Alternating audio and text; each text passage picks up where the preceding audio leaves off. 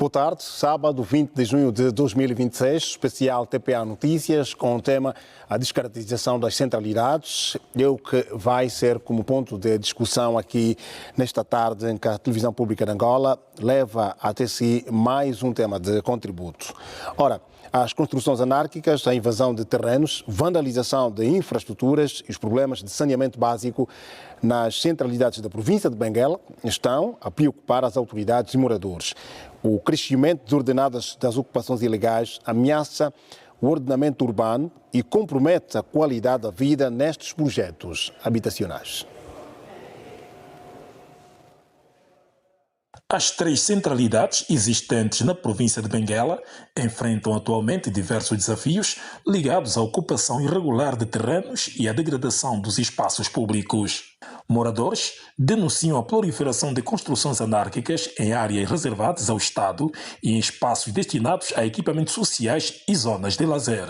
A situação, segundo os residentes, exige uma intervenção urgente das autoridades para travar o crescimento destas ocupações ilegais. A gente sabe que quando chove, toda a corrente de água lá de cima vem para aqui para baixo.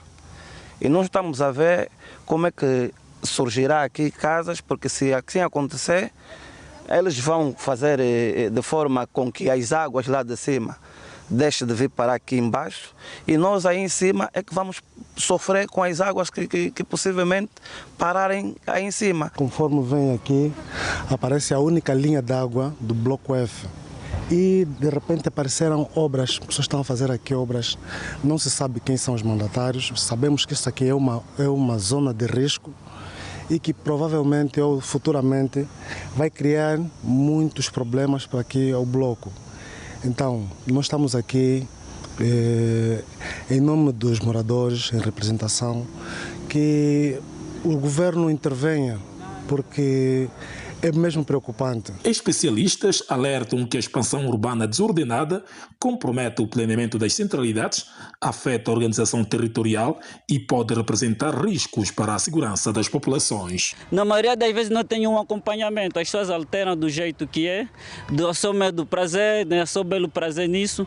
Praticamente não temos um acompanhamento que vai regular essas alterações. Na sua maioria, ou quase todos, têm que ser feito de formas desordenadas, sem um plano. Quais são as consequências que isso tem criado? Como se vê, né, é uma questão da paisagem urbana da centralidade. As centralidades quase estão a se perder, estão a se tornar bairros marginalizados, né, porque as pessoas vão alterar esses edifícios, eles alteram a própria paisagem do bairro, os bairros praticamente vão se tornando, ou a centralidade vai se tornando bairros normal, porque essas alterações não respeitam nem sequer aquilo que devia ser. Além das construções ilegais, a vandalização de infraestruturas constitui outra preocupação crescente. Equipamentos públicos, sistemas de iluminação, redes técnicas e outros bens coletivos têm sido alvo de atos de destruição, provocando prejuízos significativos ao Estado e aos próprios moradores. A situação tem contribuído para o abandono de algumas residências e para o agravamento das condições de habitabilidade em determinadas zonas. Percebe-se que por conta de fatores culturais e até mesmo sociais, alguns atores que, portanto, tenham motivações dessa natureza, sobretudo aqueles que provêm de outras realidades, e aqui eu falo, por exemplo, do espaço rural ou mesmo da periferia, que tem também um modo próprio de ser, a tendência é justamente transportar os hábitos e isso resulta naquilo que nós chamamos de tanto ruralização do urbano ou periferização do urbano. A periferização fere justamente com a estrutura arquitetônica, com os bons costumes da cidade, portanto, dos espaços urbanos. E tudo isso, portanto, cruzando efetivamente com aqueles cujos hábitos já são citadinos, já são urbanos, há uma tendência de gerar um conflito na interação entre as partes. Outro fenômeno que preocupa as autoridades é a venda ou arrendamento ilegal de habitações ainda sob responsabilidade financeira do Estado. Muitos beneficiários têm negociado os imóveis sem que estes estejam totalmente regularizados, uma prática considerada ilegal. Juristas defendem a responsabilização dos infratores e recordam que a legislação prevê sanções para os cidadãos envolvidos neste tipo de transações. Enquanto decorre a amortização das parcelas, não é, relativamente aos imóveis, o cidadão, o particular, está impedido de arrendar ou vender o imóvel, sob pena de violação das cláusulas contratuais. Caso fazê-lo, vai dar legitimidade ao Estado de intervir no contrato e rescindir o contrato, ou seja, resolver o contrato nos termos do artigo 437 do Código Civil. O que é a resolução do contrato?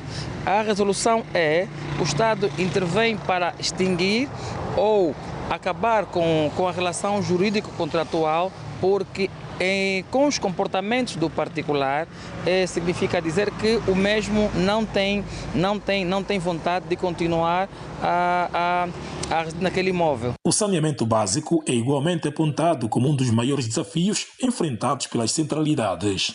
A sobrecarga dos sistemas existentes e a ruptura frequente de fossas sépticas têm dificultado o escoamento adequado das águas residuais e pluviais, criando riscos ambientais e sanitários. As autoridades reconhecem os desafios existentes e defendem uma maior colaboração entre instituições públicas e moradores para a preservação dos projetos habitacionais e a melhoria das condições de vida das populações. A província de Benguela dispõe atualmente de 3 centralidades localizadas nos municípios de Lubito, Catumbela e Baía Farta, que no conjunto totalizam cerca de 6.000 unidades habitacionais destinadas a responder ao déficit habitacional da região. A descaracterização das centralidades em Angola transformou os grandes projetos habitacionais do Estado, inicialmente desenhados como símbolos de modernidade e urbanismo ordenado, como centralidades do Quilamba, em zonas com sérios problemas de degradação e desorganização. Este fenómeno é motivado por falhas na fiscalização, alterações arquitetónicas ilegais pelos moradores e negligência na manutenção pública. Saberemos mais sobre o assunto, ouvindo o ponto de vista dos nossos convidados. Augusto Fernandes, consultor do Ministro do Urbanismo, das Obras Públicas, Urbanismo e Habitação. Muito boa tarde. Eu habituei na casa. Boa tarde. É sempre bom estar aqui na TPA, aos sábados, depois de um funcho, ainda melhor, né? Sim. Saudar a equipe técnica que suporta o programa, os colegas de painel e os telespectadores lá em casa, que é a razão de estarmos aqui mais um dia para levarmos um tema de bastante interesse público. Tucaiana Macedo, engenheira de construção civil, muito boa tarde. Muito boa tarde a todos, boa tarde aos colegas de painel e toda a equipa e os espectadores. António Bindanda é arquiteto e urbanista. Muito boa tarde, e caríssimos também colegas do painel.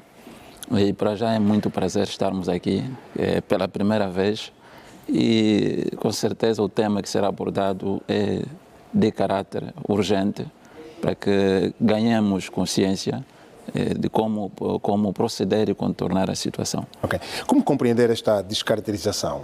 Vou começar por si, enquanto consultor do Ministro das Obras Públicas, Urbanismo e Habitação. A princípio, de facto, quando ela acontece à margem daquilo que é a planificação, é preocupante. Ela deve acontecer mediante uma transformação do plano urbanístico. Mas o que é isto, descaracterização? Descaracterizar, conforme o tema diz, alterar em função do que está planificado. Nós temos vários níveis de instrumentos de ordenamento do território, onde os mínimos, não é, que possível nós podíamos enquadrar o plano urbanístico. Temos os esquemas de uso e ocupação de solo, que são instrumentos ainda inferiores, mas o plano urbanístico já é um instrumento considerável para poder manter o ordenamento do território num dado espaço. E o que nós temos, e o que aconteceu durante os últimos 15 anos, foi a construção de cerca de 32 centralidades em todo o país. Com a ausência que temos de planos diretores municipais, optou-se por utilizar os planos urbanísticos urbanístico como regra para a construção dessas centralidades e 9 urbanizações. Estamos a falar de 32 centralidades e 9 urbanizações, que totalizam em todo o país 350 mil casas construídas no âmbito do Programa Nacional de Habitação. Existindo estes regulamentos, que são os planos urbanísticos, qualquer modificação do esquema de uso e ocupação de solo deve merecer um tratamento específico, uma aprovação específica. Ou seja, os solos que estão dentro de uma centralidade estão todos catalogados para um tipo de utilização, seja ele para fim habitacional ou para fins comerciais ou de serviço. Quando assistimos à alteração desses espaços para outros fins que não sejam aqueles planificados, a primeira pergunta que se coloca é se foi visitado o instrumento de ordenamento do território e se produziu a devida alteração naquele instrumento de ordenamento do território. Para podermos considerar uma urbanização como tal, há requisitos técnicos que devem ser seguidos, um dos quais infraestrutura. Vamos imaginar que uma determinada alteração no plano obriga a interrupção de uma infraestrutura, como vimos em alguns casos, que linhas de média tensão têm que ser colocadas para baixo da terra para poder dar o uso devido do espaço que temos em cima da terra, respeitando sempre as premissas de distanciamento que deve haver entre as linhas de infraestruturas e o início das construções. Okay. Então, nós julgamos que descaracterizar um plano urbanístico dentro da regra, produzindo uma nova composição de plano urbanístico, não é uma coisa anormal. Agora, produzir alterações da característica do plano urbanístico sem a devida aprovação dos órgãos dedicados para esta matéria já constitui infração administrativa. E aí temos todo o ordenamento jurídico para que outros entes administrativos possam atuar. Corretamente. Já volto a si, deixa-me só estender aqui também esta introdução. A senhora Tucaiana Macedo, enquanto engenheira de construção civil, as alterações que são feitas por alguns moradores, por exemplo, nas centralidades, como é o caso do Quilamba, podem afetar a vida útil do imóvel? Podem afetar a vida útil do imóvel dependendo da forma como serão feitas as alterações. As alterações forem feitas de forma estruturante, podem pregar as situações das infraestruturas existentes, como acabou de dizer aqui o meu colega, e também podem alterar a estrutura das edificações em si. Isto causa algum perigo, sim. Pode causar algum risco também, e altera o tempo de vida útil de utilização dos imóveis à medida em que ele se vai degradando por falta de manutenção. Ok. António Bindanda, quem altera um imóvel, vive nesse imóvel, habita este imóvel, não sabe ou não está ciente dos riscos que corre? Bem, na verdade, eu gostaria de começar, não é com, se calhar, é com o próprio problema, a raiz desse problema. Nós temos aqui como palavras-chave, não é? Falo como acadêmico, duas palavras-chave, que é centralidade, e depois vem a descaracterização. É bom falar que o conceito, né, sobre centralidade, no contexto geral, ela tem um profundo significado. Deixa eu citar aqui, que ela pode ser entendido como nodo de alta atividade, não é? De um determinado local. Quer dizer, atividades econômicas, sociais, podemos falar indústria de caráter cultural, uma concentração, é um nodo, porque nós aqui falamos já no geral, como é o país. Porque, na verdade, é um problema que é sistemática. Por quê? Porque quando nós falamos de planificação desses centros, né, demos a definição que é um nodo de concentração de várias atividades, sejam elas econômicas, culturais, sociais, políticas. Então nós aqui estamos a querer dizer o quê? Que na ausência de uma planificação eficaz, são inevitáveis essas situações.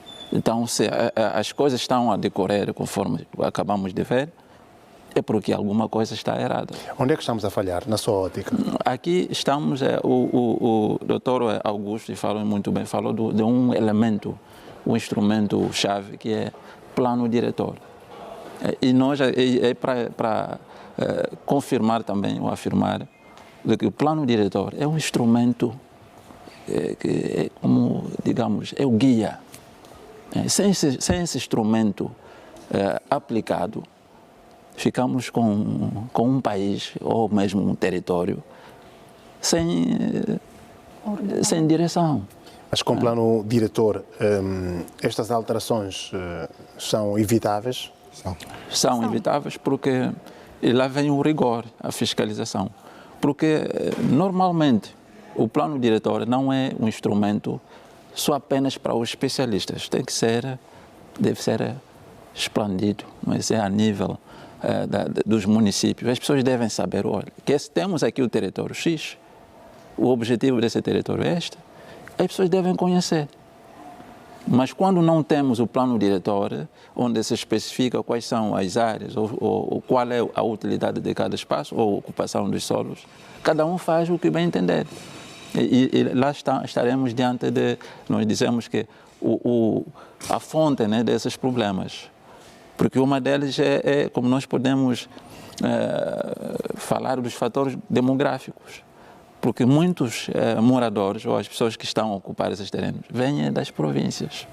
Uns saem de outros cantos da cidade e ocupam porque acham que é um sítio onde eles podiam estar à vontade e fazer das suas. Ok.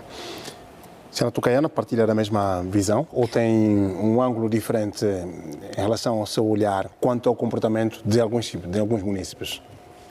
Eu partilho da opinião do senhor arquiteto, né? Mas também posso dizer que parte deste problema também deve-se à fiscalização das infraestruturas, nomeadamente as infraestruturas e a base ambiental, que não se faz sentir. Porque grande parte desses problemas das enchentes, das infiltrações, das águas, eu vou chamar de entupimentos nas nossas centralidades e as grandes patologias que se verificam são provenientes da fiscalização das infraestruturas e também do dimensionamento não favorável, tendo em conta a intensidade populacional. Mais uma vez, vem-se falar aqui no fator demográfico, porque a maior parte dessas zonas têm este fator como ponto importante para o desenvolvimento dos nossos polos, né, habitacionais. Ok.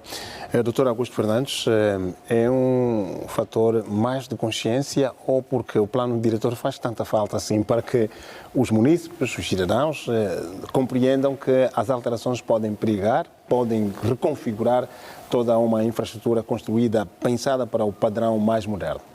É uma dinâmica própria dos esquemas de uso e ocupação de solos. Deixa dizer-lhe, Cândido, que há tempo estava eu a ir para a Cidade Velha, podíamos assim já caracterizar a Baixa de Luanda, e o mais velho que estava comigo, 70 anos de idade, diz que isto mudou muito. Alguém conhece a cidade desde o tempo colonial, ou seja, para estes mais velhos, a parte baixa da cidade está toda descaracterizada, não está com aquele formato que tinha há 30 anos atrás ou 40 anos atrás. Nos últimos 20 anos houve uma transformação urbanística do casco velho, mas obedeceu sempre um ritual de planificação. Ou seja, é preciso obedecer toda a tramitação para a aprovação de um projeto dentro de uma urbe. A nível das centralidades que são em Nova, este fenômeno vai acontecer daqui a 50 anos, provavelmente, teremos requerimentos de demolição de prédios para a construção de novos prédios. É um processo natural, mas ela deve acontecer mediante todo o ritual para edificação dentro de uma dada zona. Nós chamamos o regeu, não é, que é a nossa carta magna para a edificação urbana. Ninguém deve fazer nenhuma edificação urbana sem acompanhar o regeu. Nós temos a parte externa das moradias ou dos imóveis, que deve obedecer um ritual tradicional, e temos as partes internas dos imóveis, fundamentalmente habitacionais e para fins comerciais e serviços. Dentro daquilo que são os imóveis habitacionais, os engenheiros recomendam que não se mexe nas partes estruturantes. Ou seja, existem partes dentro de um prédio que não devem ser mexidas. Todas as outras são facultativas, mediante uma apresentação de uma proposta de alteração e aprovação do órgão local. Ou seja, há alterações que obrigam a assinatura de engenheiros. Se não tiver assinatura de engenheiros de estrutura, de cálculo e outros, a alteração não deve ser feita. Então, o que nós devemos olhar não é um ciclo de proibição. Primeiro é analisarmos o fenômeno, ver o que é que está a acontecer e depois podermos opinar ou sugerir, mecanismos científicos para regular esta prática. Por exemplo, eu vi uma matéria que passou nas redes sociais, uma atuação da fiscalização da centralidade da administração municipal do Quilamba, dentro da centralidade do Quilamba, onde vizinhos separados por um corredor estavam a colocar gradeamento no meio do corredor para separar a circulação de um lado para o outro. É preciso entender estas motivações. Temos reportagens de apartamentos que a cozinha hoje é ligada com a sala, partiram as paredes. Será que dentre as paredes partidas não temos nenhuma parede estruturante?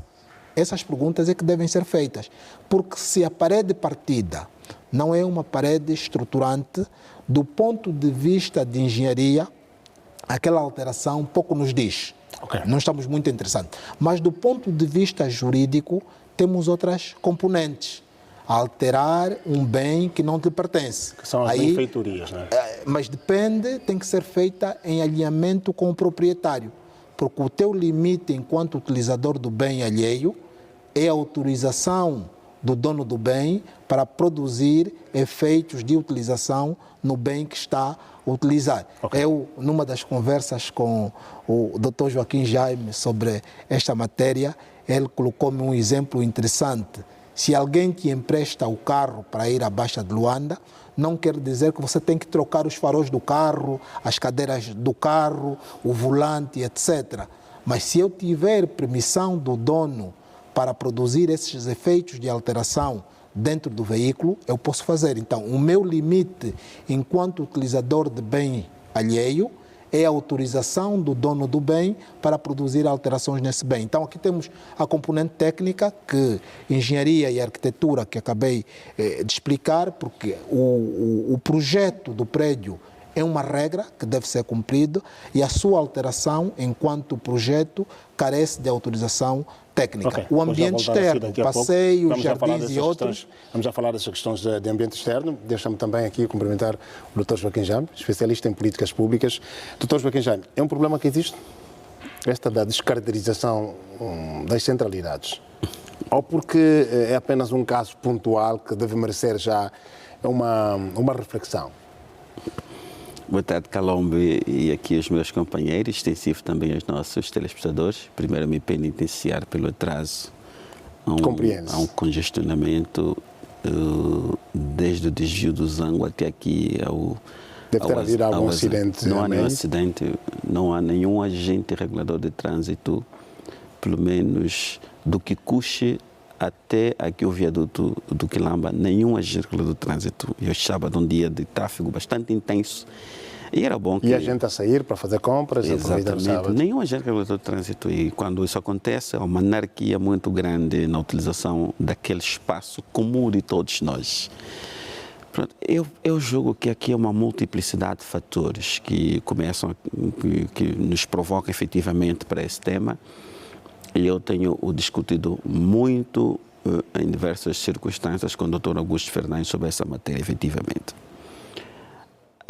As centralidades foram constituídas com objetivos bastante específicos, desde a apresentação de uma alternativa para a pressão sobre a habitação, a possibilidade do alargamento da cidade, conferir melhor qualidade de vida às pessoas e aproveitar esse alargamento induzido pelas centralidades, que é para iniciarmos um novo projeto de urbanização de Luanda e das províncias onde as centralidades foram constituídas.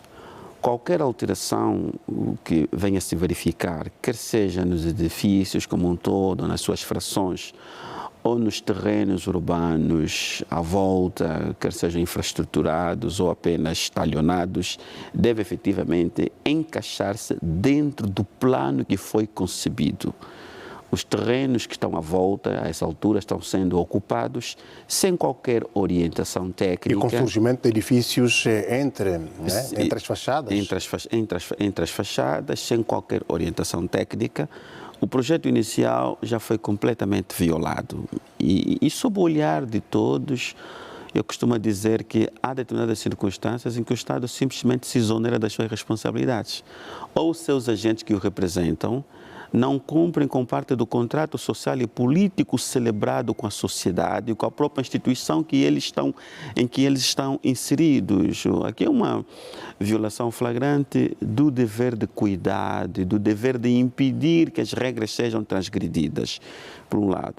E, por outro lado, também há uma falta de... Eu não queria ser indelicado, né? Mas uma certa cidadania que está a faltar. Como diz o Dr. Augusto Fernandes, se há um contrato celebrado, porque a titularidade do imóvel ela está em transição. A partir do momento que se celebra o contrato, há o pagamento inicial, depois há o pagamento parcelar na forma de uma renda resolúvel. Enquanto não pagar a última prestação, o imóvel é do Estado, não é seu. É como se fosse um inquilino, celebrou esse contrato, acontece muito com os taxistas, não é? O dono do carro diz, olha, em vez de pagar 50 mil kwanzas por dia, vais-me pagar 70 mil kwanzas, mas no fim do ano o carro é seu. Não significa dizer que o senhor taxista vai promover alterações naquele veículo e vai tratar do veículo, vai fazer o que ele quiser como se o carro fosse dele. Não, o carro continua sendo do patrão. Quando ele pagar a última prestação, aí sim haverá transferência da relação jurídico-patrimonial da esfera do patrão para a do taxista. O mesmo acontece com as frações desses edifícios que nós temos e das vivendas também. Elas estão em fase de transição. Mediante o contrato de promessa? Não, já não é um contrato de promessa, né? As partes já não se comprometem a celebrar um contrato. Já há sim um contrato de compra e venda, explicar aqui em miúdos é o quê? Há um contrato que as partes dizem, essa minha fração, ela custa, por exemplo, 30 milhões de kwanzas e vais pagá-la em 100 anos. Vais pagá-la em 100 anos. Ela efetivamente não vale 30 milhões, deve estar a valer 150 milhões. O Estado diz, no âmbito da minha política de fomento habitacional, o Estado está a suportar 90% do custo do imóvel e você vai apenas pagar 10%. Ainda assim vais pagar isso em 30 anos. Enquanto decorrer a quitação do valor estabelecido no contrato, o imóvel é do Estado. Só quando fizer a última quitação é que o Estado vai passar o competente documento que vai desanexar da sua esfera jurídica patrimonial para o ente privado. Mas enquanto isso não ocorrer, o que é que deve fazer?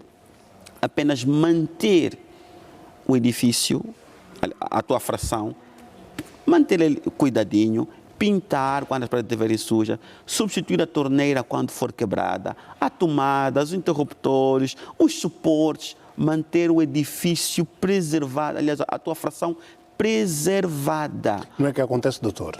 O que acontece é que nós estamos a ver pessoas, como diz o doutor Augusto, parte as paredes dentro do imóvel. Eu não quero me atrever aqui para os cálculos de engenharia e outras coisas, que os especialistas vão tratar isso melhor, porque se há uma viga aqui, aquela viga não é um mero adorno. Não é um mero adorno, aquele pilar está aí, não é um mero adorno. Há um cálculo de estrutura que diz que há uma carga de X nesse ponto e que deve haver aqui um pilar e lá basta também outro, de modo a suportar as vigas que estão ali, a estrutura do edifício. Há um cálculo feito. Há indivíduos que chegam, partem as paredes dentro do imóvel. Primeiro que partir já é proibido. Para garantir maior conforto. Doutor. Não, primeiro que partir. Se eu tiver uma casa aqui no bairro, o meu inquilino, qualquer alteração que fizer ao meu imóvel, eu tenho de autorizar. Aqui temos dois elementos.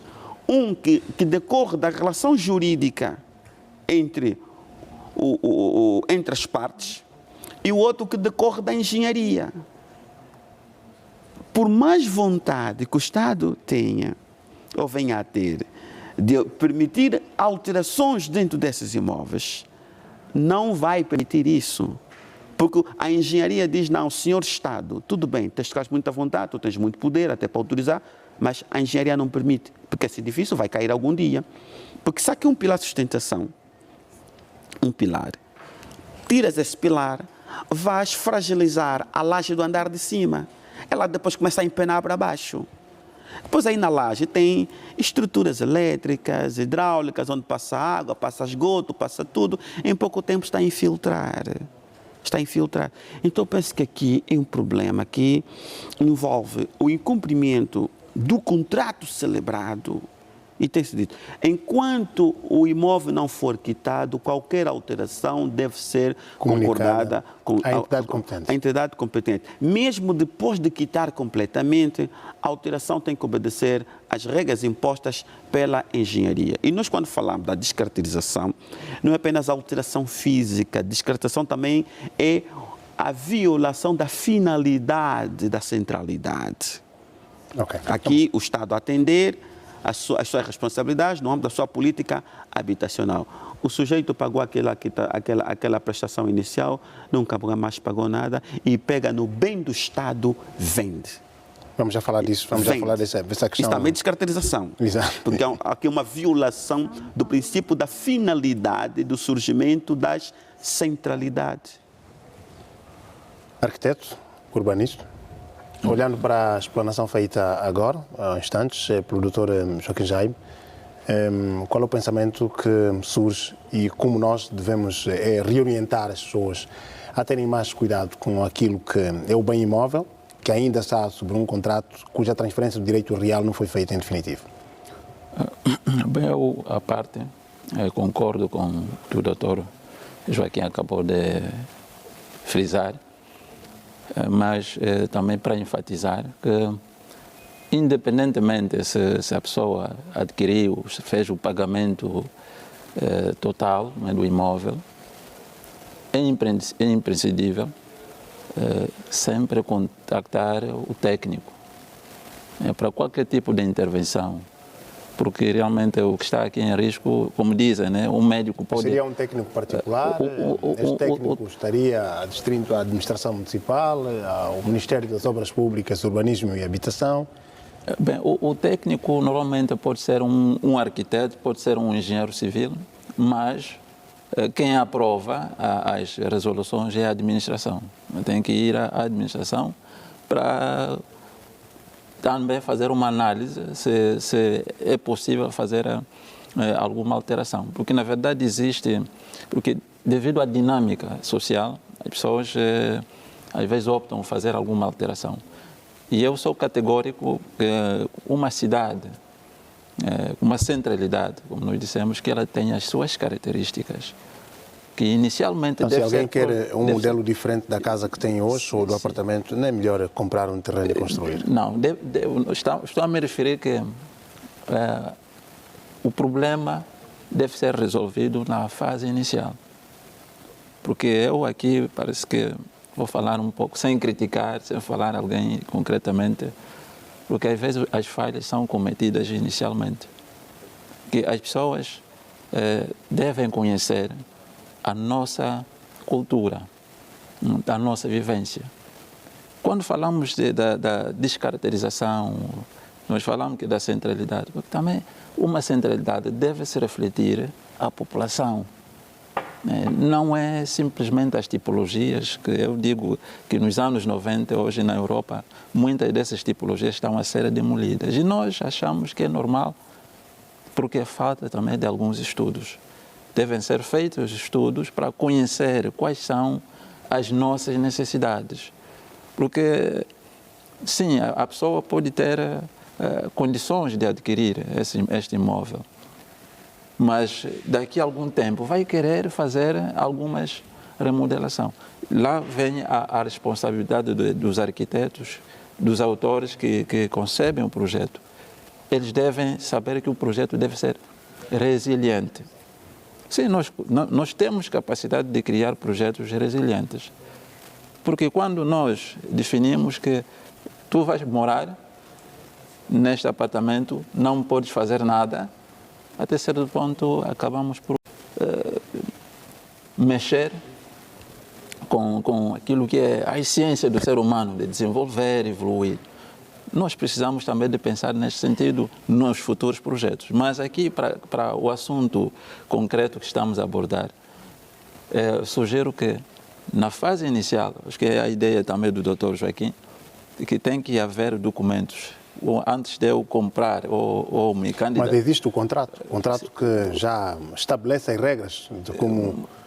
E o contrato tem que estabelecer regras que o morador é o responsável, que deve ler atentamente, interpretar, assinar. As pessoas nessa centralidade têm esses contratos, até prova em contrário. E quais são as penalidades que são aplicadas? Vamos já saber do Dr. Augusto Fernandes. Daqui a pouco. Deixa-me ainda, antes de passar a senhora Tucaiana Macedo. Então, presume-se que todos leram os contratos, não é? Sim. Estão lá a morar. Mas é um ponto que eu até ia acrescentar, que é, para além do cuidar da sua fração, tem o fator condomínio. O fator condomínio nunca é frisado, porque eu estou dentro de uma fração, mas eu estou dentro de um condomínio. O edifício é um condomínio. Então, nós devemos preservar aquilo que é o condomínio. Eu posso até utilizar a minha fração. Será que o meu vizinho vai utilizar da mesma forma como eu? Vai cuidar da parte do condomínio, ou seja, a parte externa, a parte interna do condomínio? Tem que haver regras, tem que haver... Temos estado a verificar cidadãos que, por exemplo, procedem à abertura de portas nas faixas laterais dos edifícios. Exatamente. Alteram, colocam um salão de beleza num dos quartos. Pronto, é isto que eu estou a dizer. A descaracterização interna da fração, mais a falta de consciência da utilização do próprio condomínio. Porque isto não sei se vem no contrato ou não, mas deve ser mencionado que a descaracterização também da parte do condomínio ou do edifício também deve estar imputada nas sanções. Mas eu não sei se isso acontece. A nível dos condomínios privados, sei que parte sim e que muitas vezes há problemas desta natureza.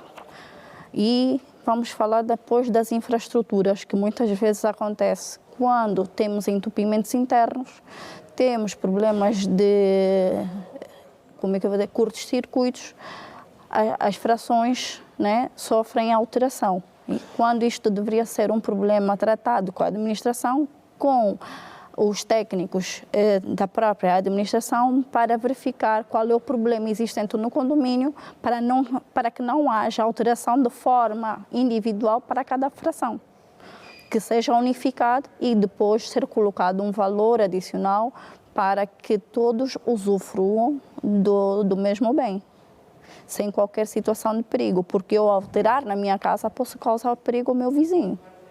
Isto tem que ser visto também. Ok. Dr. Augusto Fernandes, as administrações municipais exoneraram-se das suas responsabilidades ou nem por isso?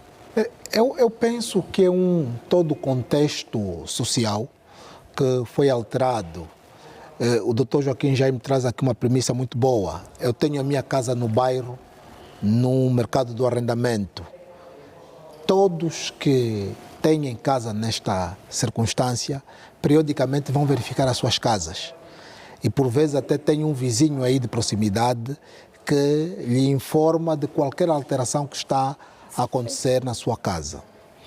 Nós, depois de 1975, as casas herdadas do colono, do regime colonial, no processo de confisco, passaram para a esfera jurídica do Estado e foram colocadas no mercado de arrendamento para as famílias angolanas.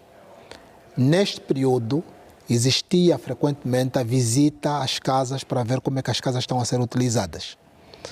Mesmo depois de 1991, com a Lei 1991, para passar essas casas para a esfera jurídica dos particulares, a privatização, ainda assim tínhamos essa cultura.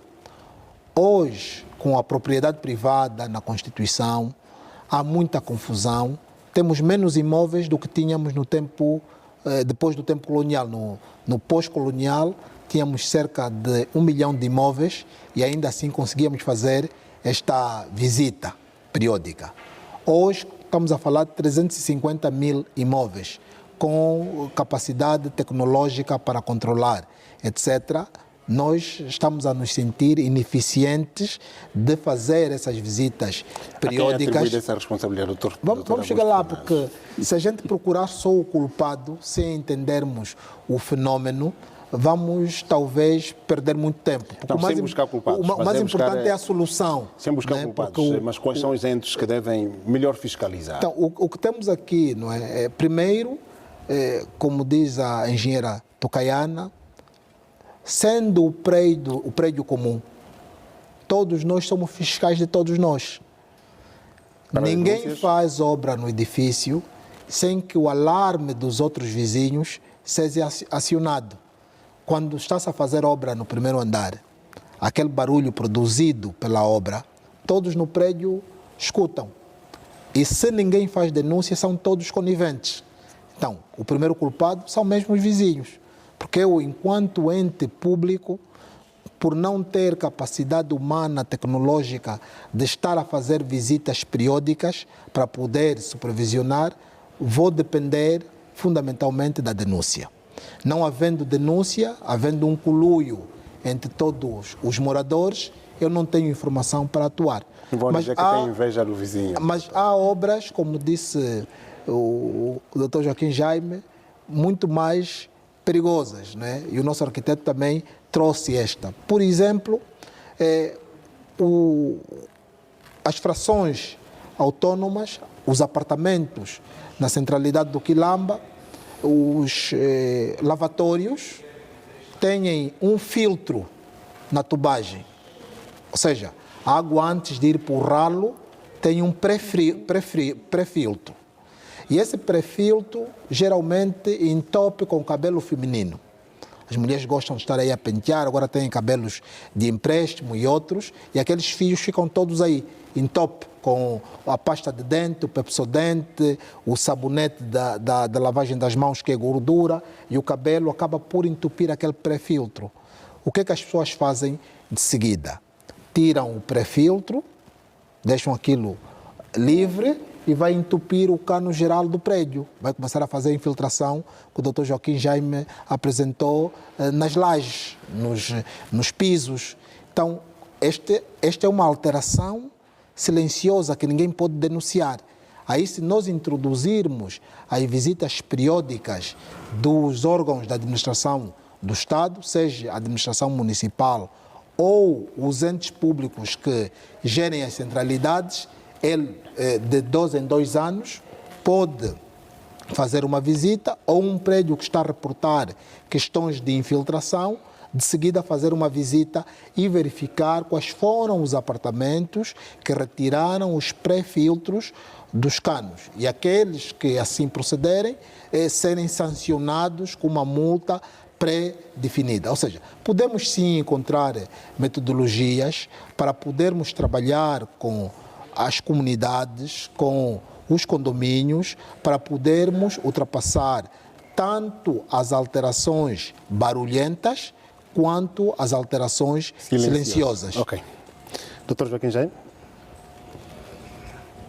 Os contratos existem, há cláusulas que não devem ser violadas ou porque esses contratos não existem? Os contratos, vamos partir da presunção da legalidade do acesso às frações, não é? Vamos supor, e temos que acreditar nisso, que todos que acederam às frações, em princípio, cumpriram o procedimento legal.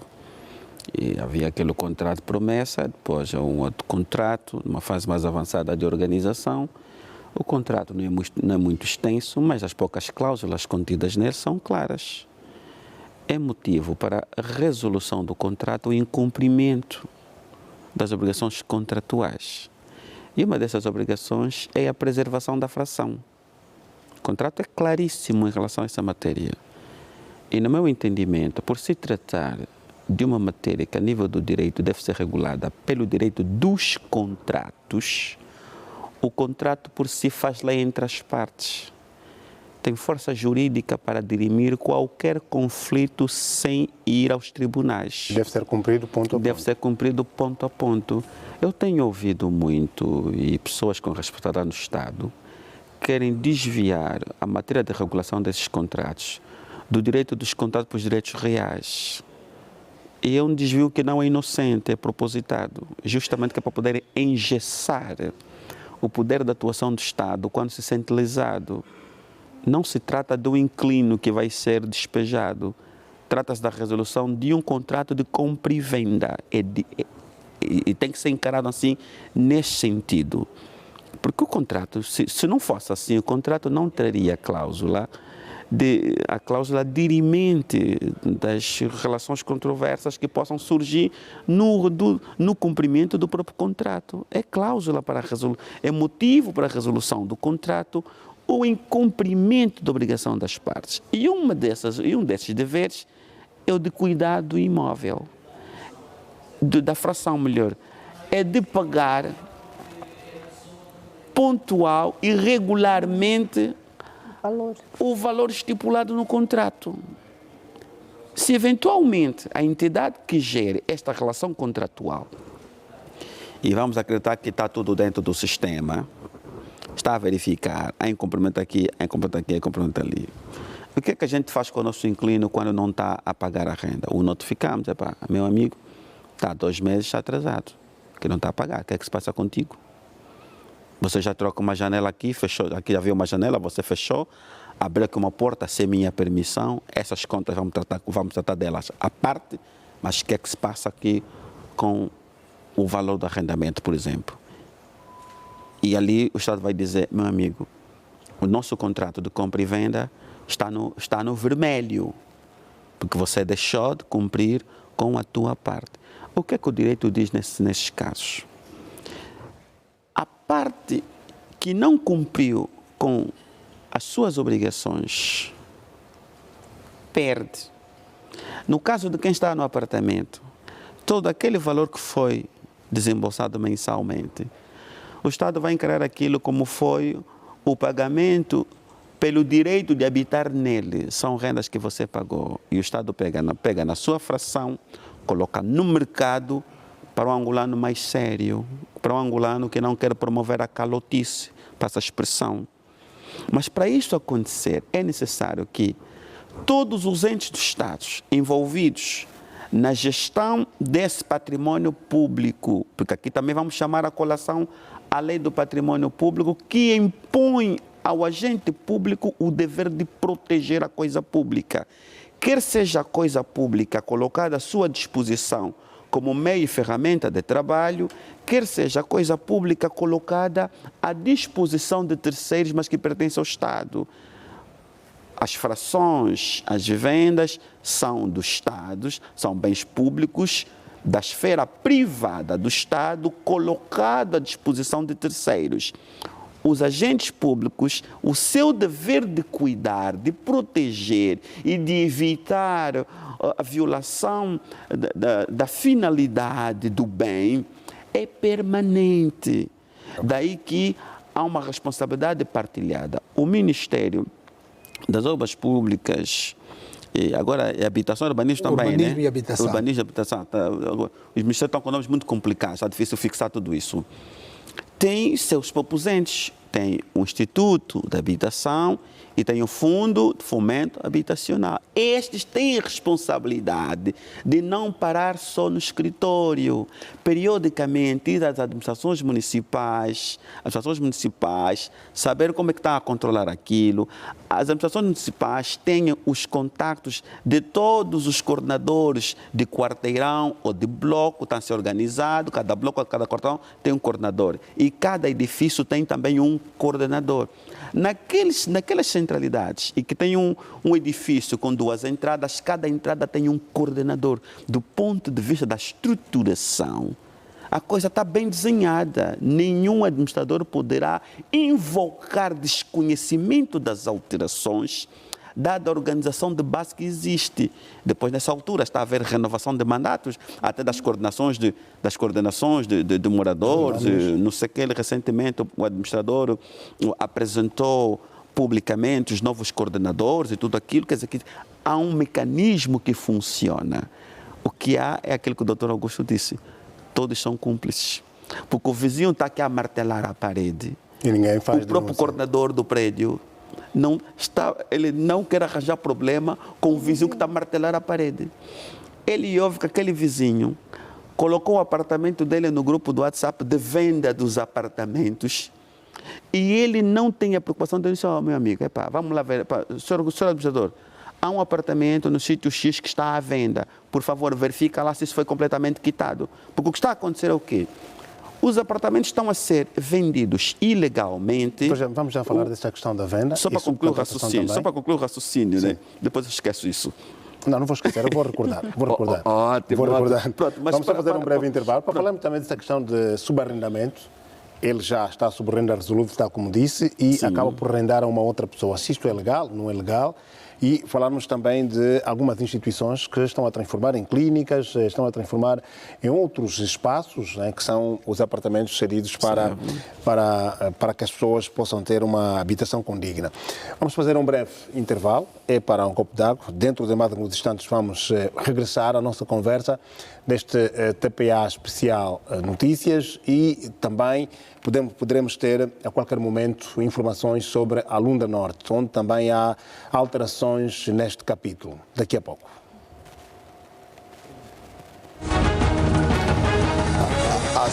Especial TPA Notícias está de regresso, desta vez com o tema descaracterização das centralidades, é o tema em conversa, para que possamos compreender o nosso comportamento e como também deve existir esta intervenção das autoridades no sentido de o tempo de vida útil seja observado. Vamos de imediato até a província da Lunda Norte, centralidade do Mussung, ao encontro da Olga de Fátima. Boa tarde. Qual é a realidade que se pode descrever nesta centralidade em relação às alterações?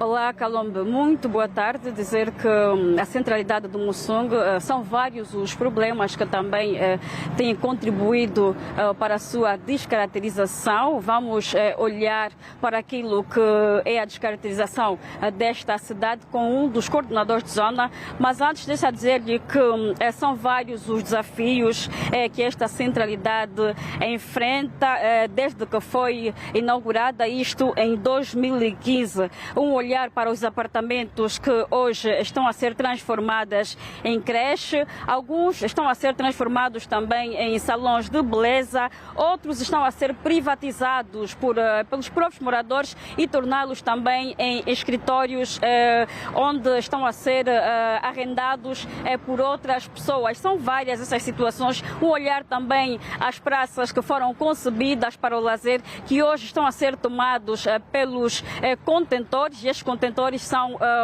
hoje em dia tornados em cantina. Mas para olharmos para estes fatores, eu vou rapidamente conversar com um dos coordenadores de zona, que é o senhor. Muito boa tarde, diga-nos o seu nome completo. Boa tarde, eu sou Marcelino Nauez, coordenador do edifício 18-1. Senhor Marcelino, como é que olha para a descaracterização da centralidade atualmente, desde a sua inauguração até aos dias de hoje?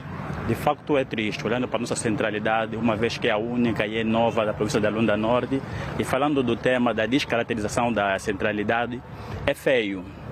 é nada menos ou alteração de algo da originalidade. E olhando para a nossa centralidade, está péssimas condições, porque tem alguns apartamentos que já estão vandalizados, alguns moradores queriam aquilo de uma igreja, alguns escritórios pessoais, até tem algumas na zona 6 que eu conheço, que é posto médico e que não se deveria, mas acredito eu que essa toda a culpa é da administração que falha na fiscalização. Afinal, o que está na base deste tipo de situação? Que está na base é que os cidadãos que lá habitam não foram informados como se deve viver na centralidade. E quais são os maiores desafios enfrentados por vocês, os coordenadores de zonas, para contrapor esta situação? A teimosia dos moradores. Muitas das vezes nós, como coordenadores, já fizemos denúncia pela administração, mas não se fazem presentes os fiscais da administração. Eles vêm, olham para aquilo, depois vão embora. E não tem tido aquela resposta taxativa. Isto preocupa também a vocês, os moradores que vivem nesta cidade? Como cidadão, como morador da centralidade, preocupa bastante, porque não é essa centralidade que a gente esperávamos. Uma vez que é a única na Lunda Norte, deveria ser toda ela bem conservada. A administração não faz o seu papel de fiscalização? Lamentavelmente não faz, porque se o fizesse não teríamos alguns apartamentos com uma pintura que não é da original. As denúncias têm feito com frequência? Frequentemente, eu sou testemunha disso, faço sempre denúncia, mas a administração não responde. Muito obrigada. Aqui a conversa com um dos coordenadores da Zona 4, que falava então dos principais problemas que enfrentam a centralidade do Mussung, que tem a ver com a descaracterização de alguns apartamentos. Esta é uma realidade que nos últimos tempos tem surgido com maior frequência. Assim, apartamentos tornados em postos de saúde, salões de beleza, creches e até mesmo igrejas. Cândido Calomba, nós vamos continuar a acompanhar esta situação e voltamos caso se justifique. Boa tarde e boa conversa aí nos estúdios. Obrigado, Olga. Fátima, essa é a realidade na centralidade do Mussung, na província da Lunda Norte, onde já tem apartamentos transformados em igreja. Senhora Tucaiano, quando um cidadão já tem a consciência de transformar um apartamento em igreja, até que ponto? Eu acho e fala-se na urbanização Vida Pacífica, há igrejas. Eu acho, assim, que esta pergunta a mim não... Não é uma questão de consciência. É uma questão de consciência, sim, porque as pessoas perderam medo. Perderam medo? As pessoas perderam medo e perderam a liberdade. Ou seja, ganharam uma liberdade a mais. Porque, libertinagem. Vou chamar a libertinagem. Por que eu digo isso? Porque as pessoas em sã consciência não transformam a sua própria casa numa igreja. As igrejas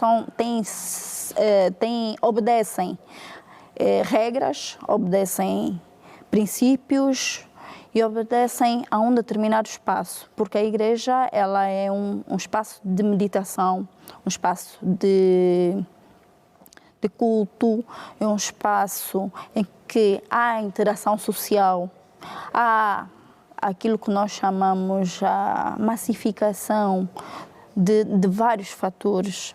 E então isto também produz de alguma forma o aglomerado. Este aglomerado não pode estar confinado em espaços pequenos. Isto periga aquilo que nós chamamos o tempo de vida útil ao edifício.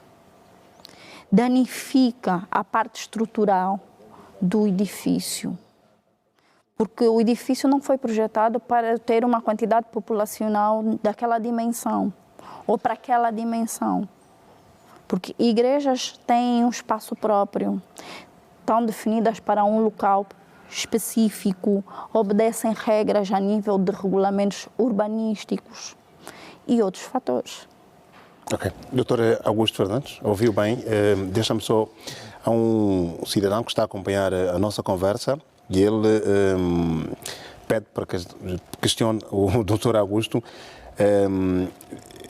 Diz assim: há nas centralidades apartamentos transformados em instituições públicas, como centros de formação, clínicas, etc.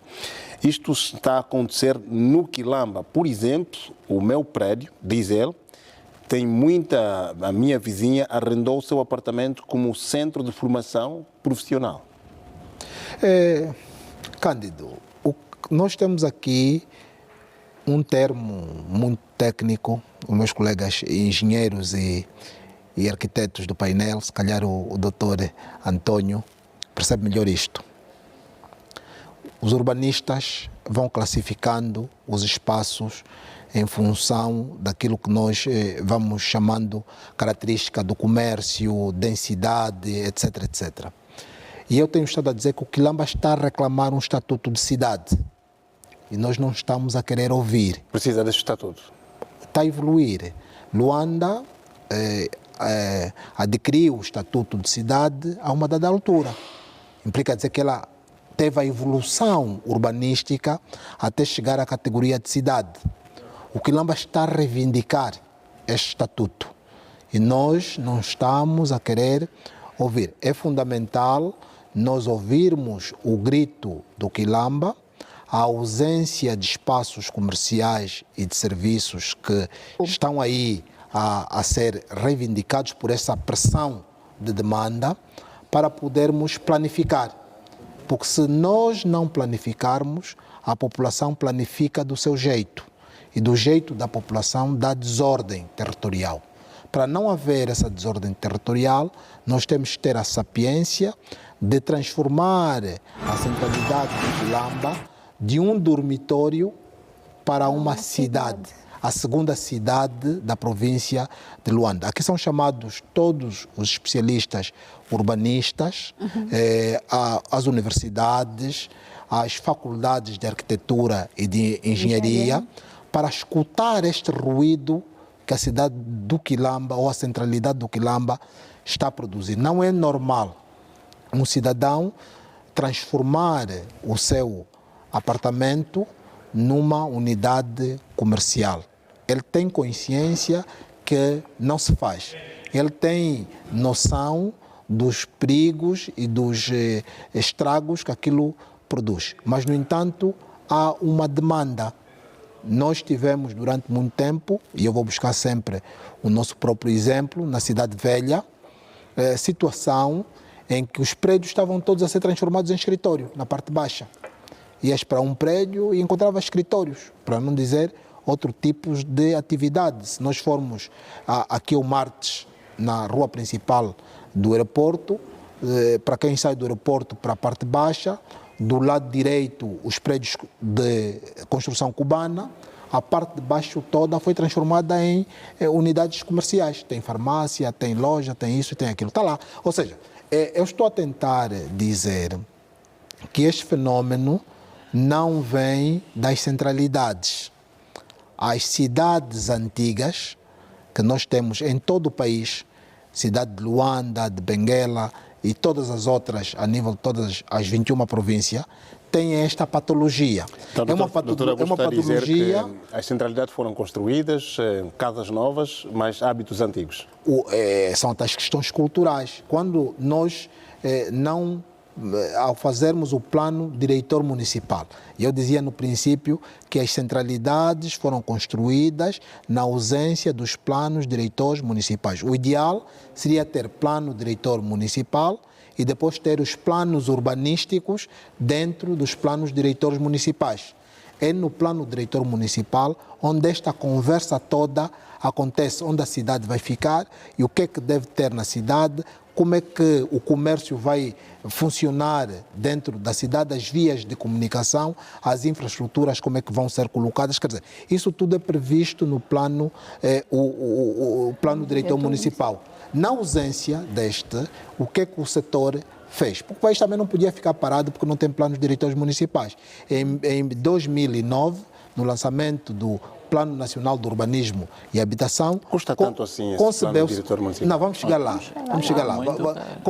Concebeu-se o seguinte: vamos fazer os planos urbanísticos, vamos tentar colocar as novas urbanizações próximo das infraestruturas, ou seja, lá onde já tem uma rede de água, uma rede de energia, uma rede de esgoto, que no final do dia eram as redes antigas, vamos tentar colocar esses novos, nós chamamos PUs, nessas circunscrição.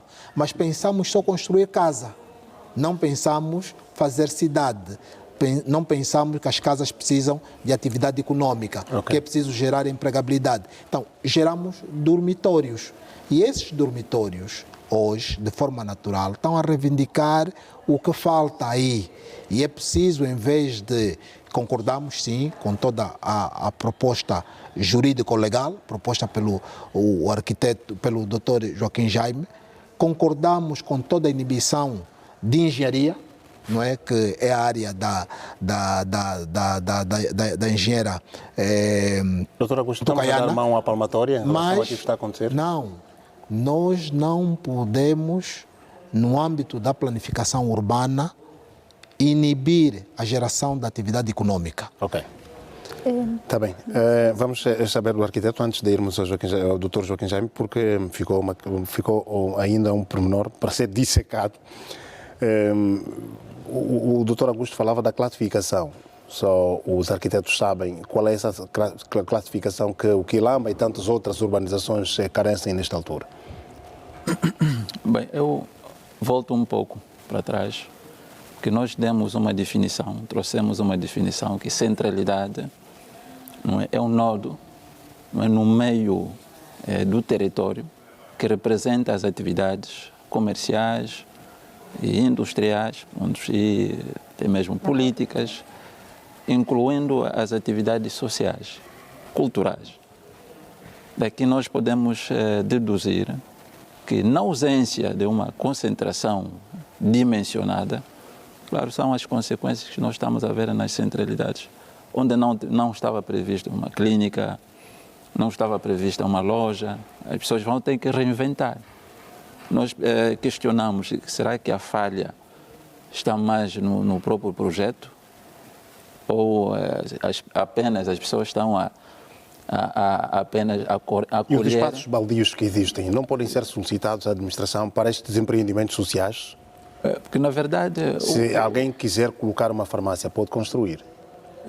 O que acontece é o seguinte, existe estabelecimento de risco.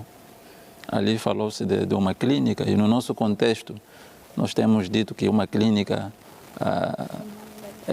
não está bem estudado. É um fenômeno que ele tem limitações. Logo, vejamos, uma clínica que não está previsto para tratar. Podemos encontrar muitas clínicas onde cuidam das doenças infecciosas. Já não sabemos quais são as limitações das clínicas. E algumas clínicas basicamente tratam tudo.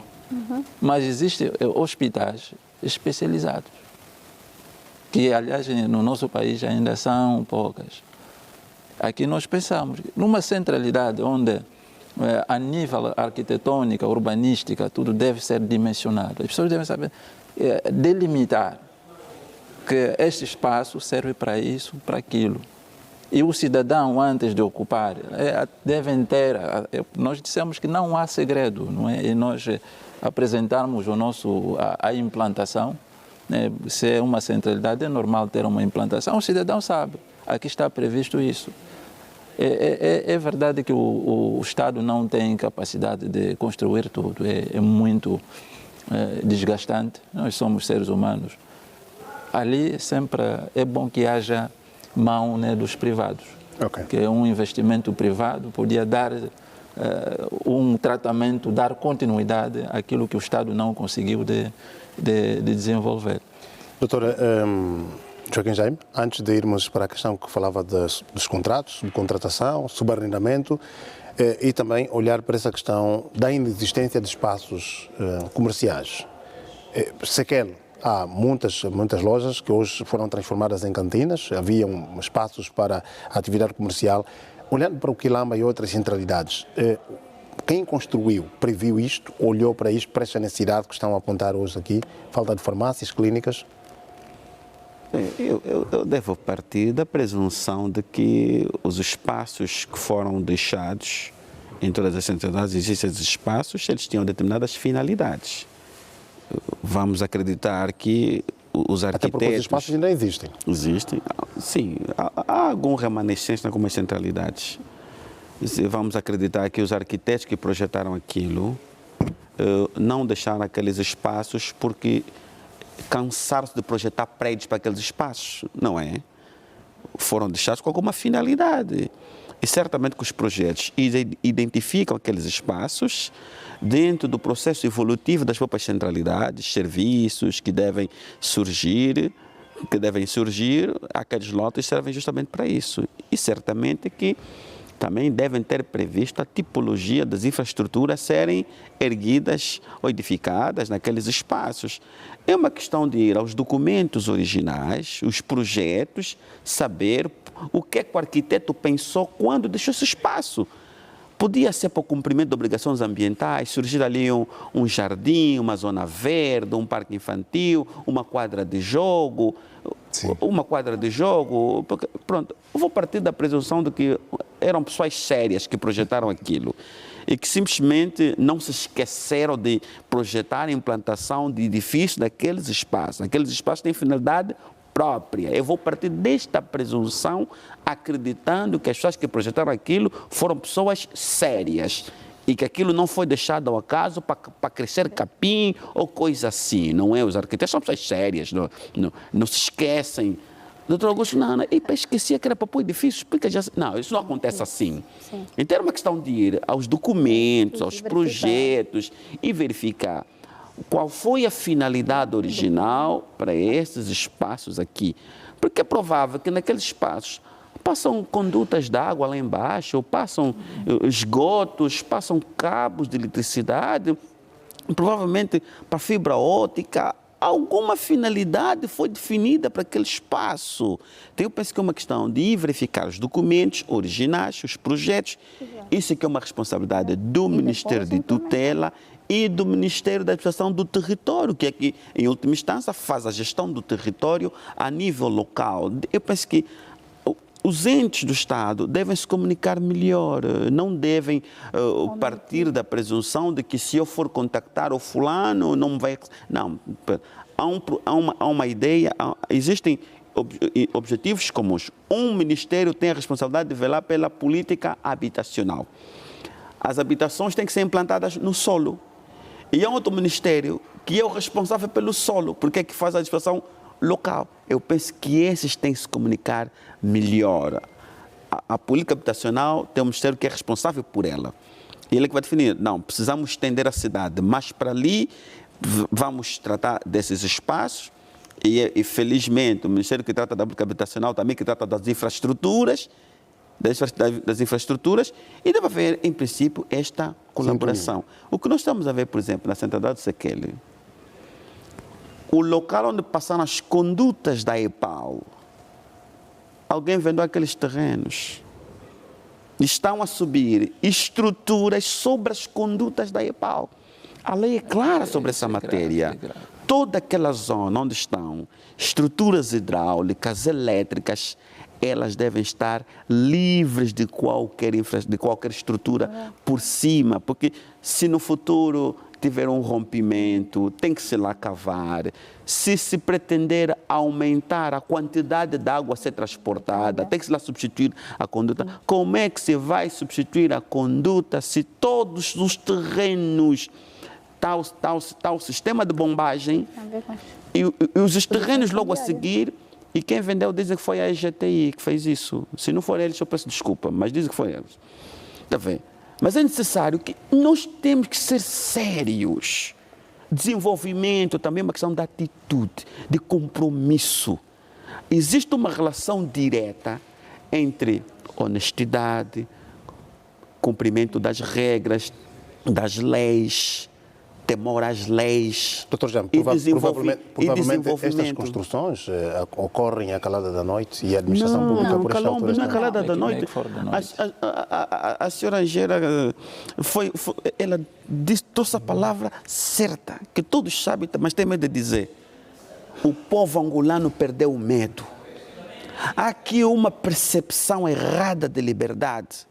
Há uma percepção errada de democracia. Liberdade não significa ausência de regras. Democracia não significa tudo é permitido, parece uma sociedade light. Se é um Estado de direito, significa dizer que é um Estado regido por leis. A convivência na sociedade tem regras.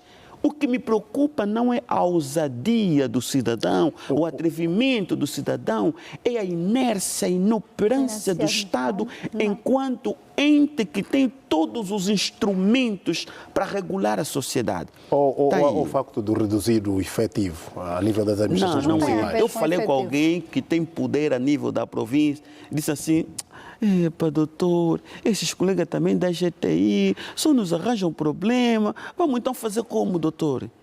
Este indivíduo tem um cargo provincial. E olha como é que ele olha, encara as suas responsabilidades. Se amanhã aquela conduta de água arrebentar, como é que fica? E a questão da subcontratação, doutor Jaco? Subarrendamento. Subarrendamento. Pronto, é outro problema também que nós temos. E o subarrendamento que é ilegal. Fala-se que há cidadãos que têm apartamentos no Sequel, têm na urbanização Vida Pacífica, têm no Quilamba, têm outras urbanizações construídas com fundos do Estado. Calombe, a nossa sociedade durante muito tempo viveu da cultura do esquema, do mais esperto, do que tem o link, o que tem o canal. Por isso é que quando em 2017 o presidente João Lourenço falou em combater a corrupção, muita gente fez cara feia. Porque era combater uma cultura instalada, instituída. E João Paulo Ganga dizia aos profissionais da corrupção, porque o modo dele de vida é só o da corrupção. E ele vive daquilo, e na cabeça dele aquilo que ele faz já não é ilegal. E há uma solução como resolver esse problema? Eu penso que... Vamos perguntar ao doutor Augusto. Não, deixa o doutor Augusto sabe o meu pensamento. O doutor Jaime sabe o meu. Nós conversamos muito. Muitas horas. Nós conversamos muito. A democracia não tem todos os instrumentos para corrigir Angola. Precisamos de uma mão pesada, de um braço de ferro, de um punho de ferro para endireitar Angola. Nós precisamos chegar a um consenso como país. Vamos esquecer algumas coisinhas para endireitar isso. Como às vezes, quando éramos novinhos, minha mãe dizia: se ninguém dizer a verdade, todos são culpados, todos vão levar chicote. Depois do chicote, já ninguém cobria ninguém, porque ninguém queria levar uma vara no lugar do outro. Havia uma certa solidariedade entre nós. Mas depois de adotar aquele princípio, já ninguém cobria ninguém. A mãe está chegando e já está a olhar e queixar: mãe, fulano fez isso. Para evitar que ela fosse forçada a perguntar. Calombe, nós estamos numa situação em que convivemos com a irregularidade, com a ilegalidade, que quando falamos com cidadãos estrangeiros, sentimos vergonha. Alguns dizem: vocês acham que é nossa vontade ter que trazer cidadão dos nossos países para aqui, para nossas empresas? É porque é difícil confiar em vocês. O risco de ser roubado é muito grande. Nós temos fama de gente desonesta, de gente que não cumpre regras, Calombe. O que é que nós vemos aqui é isso. Então, ao atrevimento cidadão, o cidadão perdeu o medo de cumprir as regras, porque a impunidade é uma garantia. Porque o agente público que tem o dever legal, dever de ofício, dever contratual conosco que somos cidadãos, não cumpre com a sua parte. Como é que a gente vai resolver isso? Provavelmente temos que começar por um processo um pouco duro, ter a vara na mão e começar a Doutor Joaquim Jaime. Vai já falar do doutor Augusto, deixa-me só perguntar, porque o doutor Augusto, há muitas questões que foram aqui levantadas, doutor Augusto, cabe mais para enquanto consultor do Ministério das Obras Públicas, ou do Ministro, no caso, quer acrescentar alguma coisa do que foi dito? Bem, eu só vou enfatizar mais um aspecto que tem a ver com o rigor. Na verdade, aqui, para além das falhas, não é, a nível social, de qualquer cidadão que envolve a corrupção... E falhas que podem existir em qualquer parte do mundo, não é? Sim. Mas eu estou na qualidade de arquiteto e tenho constatado que a parte das normativas, nós estamos muito fracos. Cumprimento das normas e as falhas que constatamos a nível da nossa cidade, eu, pronto, sinto-me muito constrangido. Falhas que eu diria que são erros crassos, não é? No trabalho num trabalho de investigação, se um estudante aparecer com um trabalho com essas falhas, normalmente é reprovado. Mas na prática vimos o contrário. Eu falo já das redes técnicas, a engenheira pode concordar, nós não temos normas para implementar as normas, as redes técnicas. Cada um faz o que bem entender. E nós encaramos as vias principais ou as avenidas como não há classificação. Não é?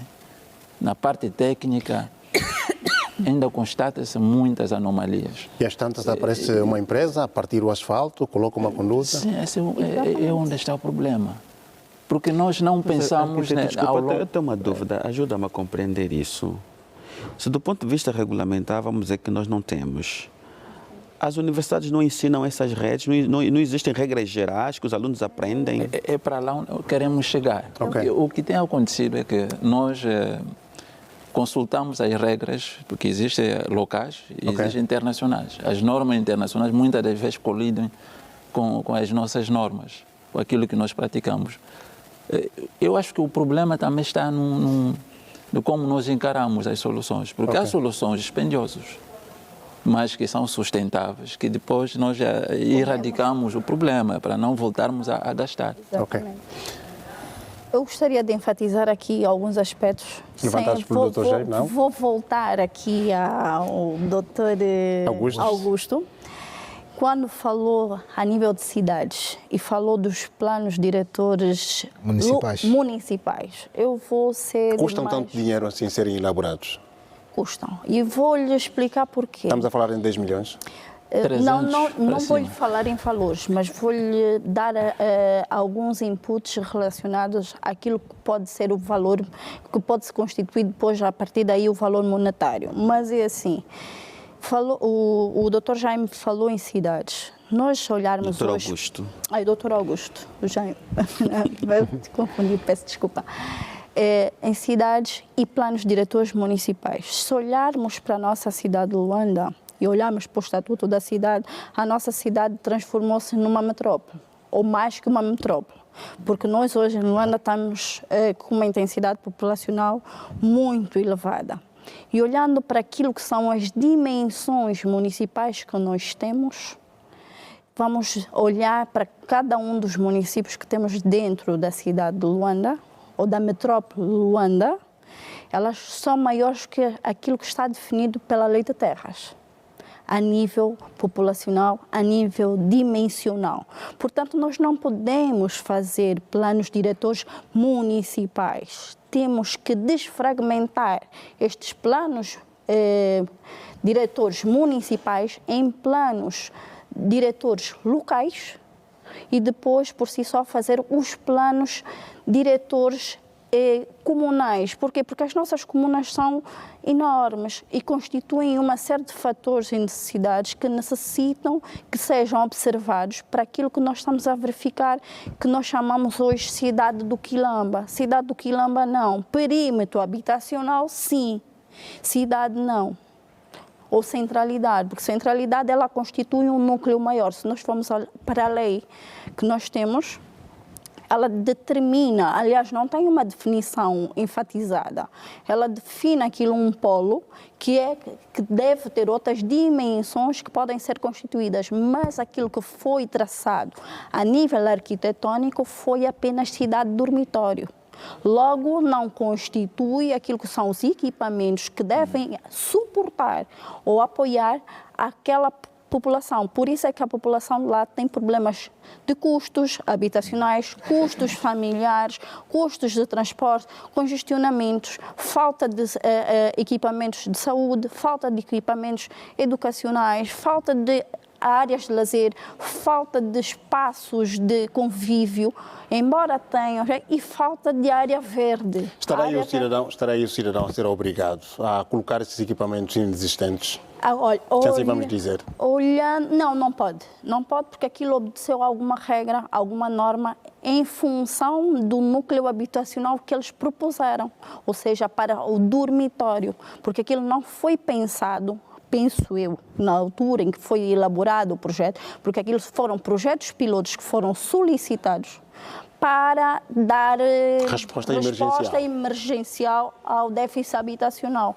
Mas em momento nenhum foi pensado para a classe econômica daquela área, ao desenvolvimento socioeconômico daquela área. Não foi pensado nesse aspecto. Então, hoje temos problemas de habitabilidade por causa desta situação. Porque não se pensou comunidade, não se pensou necessidade, não se pensou infraestruturas capazes de atender ao crescimento desta população daqui a X anos. Porque não se faz projetos de infraestruturas a pensar apenas 10 anos. Okay. Aquilo foi pensado para 10 anos, 12 anos. Não se faz essa perspectiva, porque o projeto de infraestruturas tem que crescer em função da demanda populacional. Ok. Doutor Augusto, há infraestruturas a nascerem e pergunto se tem estado a construir os cidadãos nestas reservas que foram devidamente acauteladas a nível das centralidades, se as obras acontecem naquela da noite, por um lado. Por outro, é falar sobre subarrendamento. Há cidadãos que, por exemplo, têm um imóvel, mas arrendou a outra pessoa. E se o Ministério não tem estado a acompanhar esta dinâmica? Se essa é uma responsabilidade cometida ao Ministério, das Obras Públicas, Urbanismo e Habitação, ou têm de intervir outros entes no sentido de dar-se resposta a estas situações? São muitas reclamações. Isto é problema cultural, isso é problema de comportamento, isso é problema de valores. E não é o Ministério das Obras Públicas, Urbanismo e Habitação, não é, que deve incutir o valor na população angolana. Só para ter noção, e se calhar aqui vai ficar um aprendizado, não é? Todas as portas da TPA abrem para fora. Se olharmos para a porta lá, está a abrir para fora. Isto é uma regra para espaços públicos, no cinema, na loja, etc, etc, onde tem pessoas, na igreja.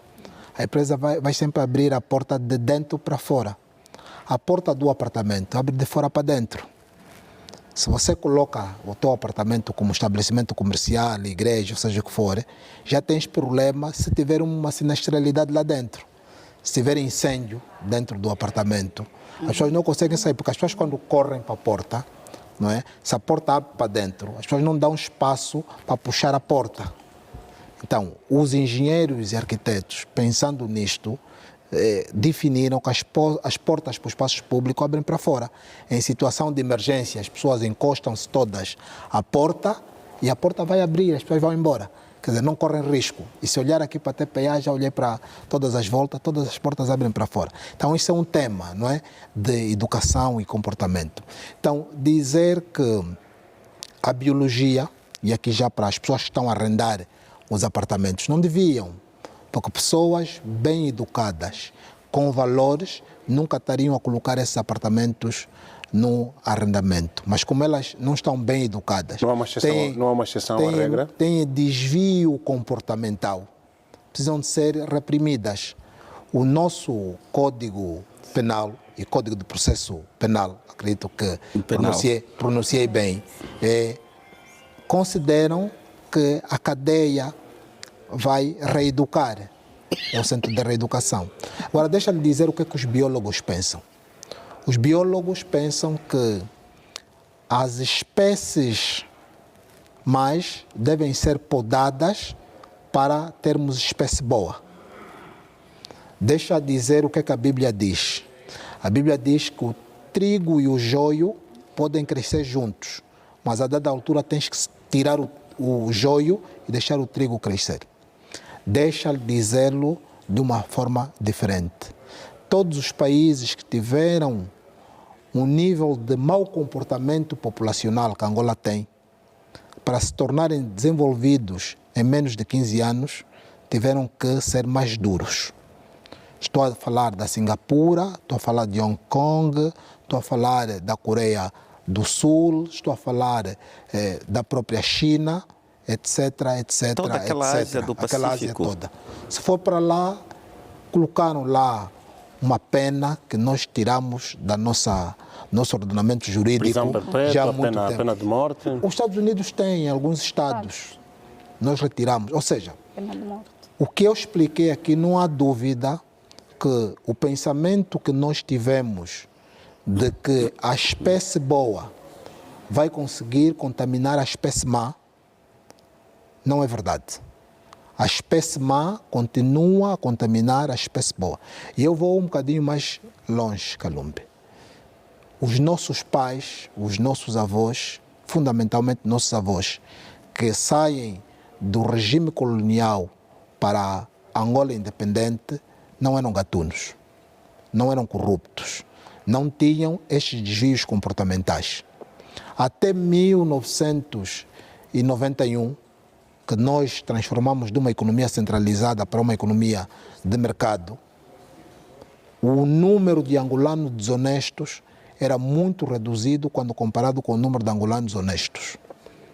Hoje, se nós colocarmos o mesmo rácio, a pirâmide inverteu.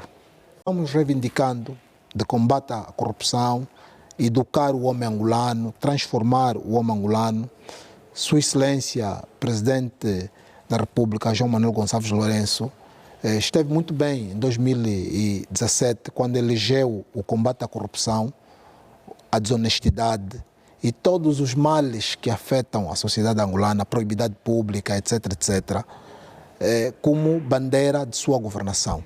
Se nós não conseguirmos inverter os valores que corroem a sociedade angolana, nós vamos ter dificuldades de implementar qualquer tipo de política pública. Okay. E as políticas públicas, ao serem desenvolvidas, sejam elas da habitação, o que for, elas devem ter um fator psicológico para inverter o lado mau da sociedade. Okay. Ou seja, a política pública vai ou moldar um bom comportamento da sociedade para que não se desviem desse comportamento bom, ou vai ser concebida para que aqueles que se desviam do bem sejam trazidos para o bem. E nós temos estado a olhar, quando aprovamos políticas públicas, nós encontramos lá vestígios de beneficiar o infrator. Nós não podemos continuar com esta linha. Ok. Dr. Jaime, antes de irmos às notas para o final dessa nossa conversa, que ainda tem muito por se dizer, questiono-lhe. Havia pessoas na altura, transição, Partido Único, alcance da independência, depois vem o programa de confisco, pessoas que tinham possibilidades de terem muitas habitações, inúmeras habitações, mas ainda assim a consciência fez dessas pessoas terem uma única habitação. O que é que mudou? Eu nasci já depois da independência, mas fui a tempo de viver o Partido Único. Andamos na OPA e tudo aquilo. E uma das funções da OPA era construir esse homem honesto. Recebíamos esses valores da honestidade, da partilha, da solidariedade e de encarar o outro pioneiro como teu próximo, protegê-lo. Nós que levávamos farnel na escola, de modo voluntário, dividíamos com aquele colega desfavorecido que não levava. Ninguém nos obrigava. Era a educação que nós recebíamos enquanto pioneiros da OPA. Então, de Agostinho Neto, sim. Era assim como éramos chamados. Havia aquele slogan, pioneiros de Agostinho Neto, na construção do socialismo, tudo pelo povo. Isso moldou a nossa educação para a honestidade, para a solidariedade, para a empatia. Nós já temos colegas cujos pais eram muito chefes e que já iam à escola como turista, mas era nosso amigo. Depois, na transição, aquele que era meu amigo, que já ia na escola de motorista, deixou de estudar comigo e foi para uma escola só para eles. Começamos a construir uma sociedade segregada, os valores humanos foram abandonados, entramos para uma perspectiva excessivamente individualista e até que é contrária à nossa própria cultura, porque nós somos seres de partilha, seres gregários, e nós vemos isso quando há um óbito, quando há um pedido, quando há um casamento, todo mundo contribui. Ninguém fica no seu canto, o casamento dele, ele quer. Não, as famílias reúnem para dividir despesas e tudo isso. Essa é uma dimensão nossa, cultural. Então, Quando os extras, estou a falar a posse e essas coisas todas, passaram a ser mais importante do que o ser que as tem, nós criamos as condições psicológicas para recebermos a corrupção como cultura. Como cultura. E fomos criando determinados códigos sociais para justificar a corrupção. O corrupto passou a ser bisneiro, esperto, viju. Antes, nós não tínhamos esse problema de crimes de violação sexual contra as crianças. Sim. Inventamos o fenômeno da 14ª para codificar as nossas mentes, para baixar até o nível da violação sexual às crianças. E isso se tornou num grande fenômeno. Então eu penso que, só para concluir, eu penso que nós temos que repensar como sociedade, como pessoas, o desvio que se verificou e a partir dali construir uma estratégia que passa pela escola, que passa também pela televisão, menos Kuduri, mais educação, menos concursos musicais e mais concursos de leitura, de matemática, de física, de história, mais incentivo ao intelecto e aos valores. Enfim, temos que partir para um processo de construção de uma sociedade honesta. Já que está com a palavra, minutos finais, o seu minuto. O meu minuto, sim. Há quem lá em casa deve estar a dizer que o Joaquim, Jaime e Augusto Fernandes são os grandes invejosos que estão com inveja dos outros que estão a arrendar apartamentos nas centralidades. A política habitacional do Estado traz o princípio da sustentabilidade. Significa dizer que quem está no apartamento em que o Estado subvencionou o apartamento em cerca de 90%. O Estado investiu cerca de 20 mil milhões de dólares para construir essas centralidades. Segundo o suposto comando Augusto Domi ontem, contas feitas, o Estado só vai recuperar 800 milhões de dólares. Não existe em nenhuma parte do mundo um nível de intervenção pública na política habitacional como nós temos. Então, quem está numa centralidade, pague a sua renda para que o Estado consiga, por via dos recursos extraordinários do Tesouro, mais a tua renda, construir a casa para o cidadão que não tem. Há também o princípio da solidariedade que deve haver. Agora, vender o apartamento, deixar a dívida na mão até de quem compra, quer dizer, ele não pagou nada ao Estado, vende o apartamento, põe o dinheiro todo no bolso, não quita sua obrigação com o Estado, deixando que o sujeito que comprou o apartamento fique com essa responsabilidade. O Estado tem que se impor. Estamos no estado de anarquia, para não confundir liberdade com libertinagem, estamos num estado de anarquia em que o Estado foi desafiado e o Estado tem estado a ceder. E isto é contrário ao espírito do combate à corrupção. O combate à corrupção significa o resgate dos valores. Entre esses valores, o da honestidade, da responsabilidade e da responsabilização. Ok. Doutora Vintanda, em um minuto, por favor.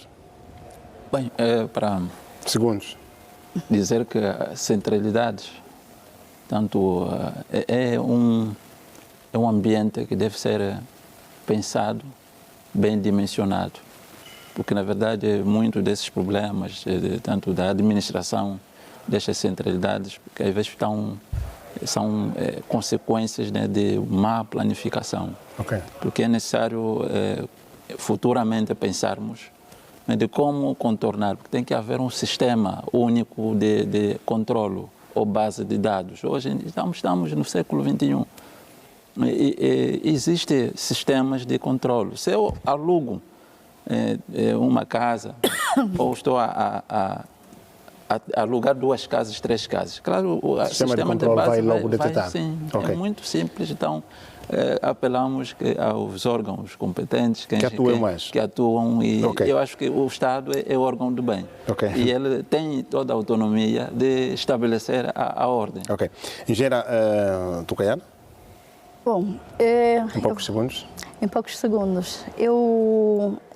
Pensar centralidades é pensar sustentabilidade, é pensar a sociedade como um todo, né? Então, eu apelo ou sugiro para que os próximos projetos, os próximos planos urbanos estejam definidos dentro daquilo que nós chamamos as funções integradas dentro das infraestruturas passivas que se alinham naquilo que são os ODS que se integram na nossa Agenda 2030. Bom, ok. Isto é Doutor Augusto Fernandes, deve mudar o nosso comportamento em poucos segundos para terminar? Corretamente. Eu defendo o homem honesto para Angola. Temos que conseguir chegar que todos que cuidem de alguma coisa do Estado tenham este valor de honestidade. Para o efeito, para os funcionários públicos, além do teste de conhecimento e o teste de inteligência, eu proponho que se coloque o teste de honestidade para não permitirmos que pessoas desonestas entrem para o aparelho do Estado. Para as casas, que é um bem público, as pessoas que estão lá estão a cuidar da coisa do Estado, nós também temos que incluir o teste de honestidade. Não basta ter capacidade econômica de pagar, não basta saber assinar, ter o bilhete de identidade. Temos que ir buscar um polígrafo, já existem, e começar a testar antes de lhe dar a casa, passa no teste da honestidade. Se de facto tem este valor, aí podemos de facto andar para o passo seguinte. Vamos resolver o problema aqui a montante, em vez de tentarmos resolver o problema a jusante, que é muito mais complexo. Obrigado aos quatro. Agradecemos o facto de terem aceitado o nosso convite. Augusto Fernandes, consultor do Ministro das Obras Públicas, Urbanismo e Habitação. Tucaiana Maceto, engenheiro de construção civil. António Bindanda, arquiteto e urbanista. Joaquim Jaime, especialista em políticas públicas. Estamos a terminar este especial TPA Notícias, que hoje discorreu sobre o tema a descaracterização das centralidades do país. Voltaremos com outro tema, com outro assunto, é a TPA a contribuir na edificação desta Angola que se quer cada vez mais melhor. Boa tarde, estamos juntos.